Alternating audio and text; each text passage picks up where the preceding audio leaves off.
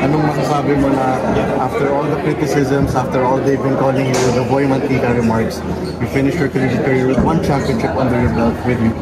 Well, una sa lahat, syempre sobrang saya ko na, alam mo yun, naka-experience ako ng championship sa UP and sa UAP career ko. And syempre, ganun talaga yung buhay.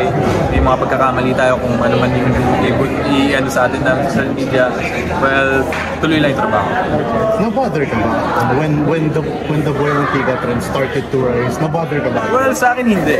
Kasi para sa akin, doon lang ako sa mga bagay na kaya kong kontrolin. So hindi ko kaya kontrolin yung mga sinasabi ng tao. Kaya ko lang kontrolin yung emotion ko. So wala kasi ako masyadong pakis kung ano man yung sabihin ng mga tao. So doon lang ako kung ano lang yung kaya kong i-control.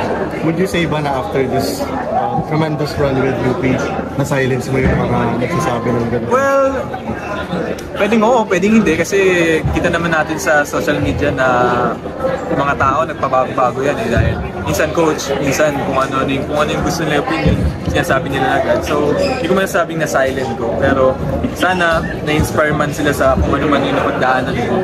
And yun. Now, this question for me is next kasi you've been a champion with UP. Renz has been a champion with Letran alongside Brent Paraiso and now Mark Nonoy. He's been a champion for LaSalle.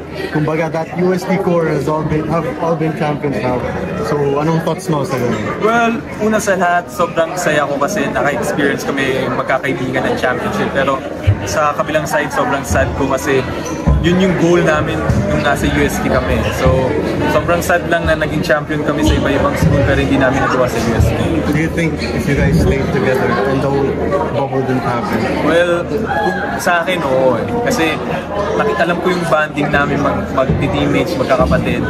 Sa akin, oo. Talagang pag kami nag-uusap, talagang alam namin na kaya din namin.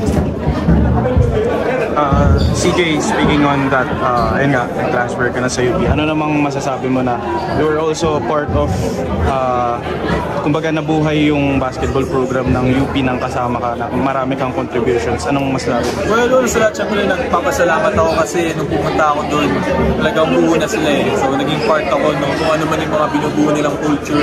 And then, sobrang happy ko na nabigay ko nakapagbigay ako ng isang chance sa Pasa. Ang dami mong pinagdaanan, dalawang ACL na injury, yung UST issue, ang dami talaga, ang dami ka hard work for your career. What has been your toughest obstacle? Well, sa akin, pinamasabi ko toughest siguro yung namatay yung mom ko. Kasi after noon, parang naging blanco lahat. Parang hindi ko alam kung ano gagawin ko, pero buti na lang doon yung basketball natin kung sige gagawin ko lang to and tingnan natin kung saan ako aabot. So yun pinaka-toughest mo. Collectively, sa tingin mo, paano yun makakatulong kung saan man yung next step lang? Well, sobrang laking tulong kung sa mga pinagdaanan ko eh. Kasi syempre, tinuruan ako doon maging tough and hopefully madala ko yun sa mga susunod na journey ng buhay. The dreaded question after 5 years in college, what's next for you? Yun nga eh, actually, kanina pa nila tinatanong kung ano yung next sa akin. Actually, wala pa akong plano eh. Mag-meet pa lang kami yung agent ko next week. Kasi sabi ko, gusto mag-focus muna ako this season and kung ano man yung mga offer na dumating and pag-usapan namin dun sa kamay. Pero open ako kung saan.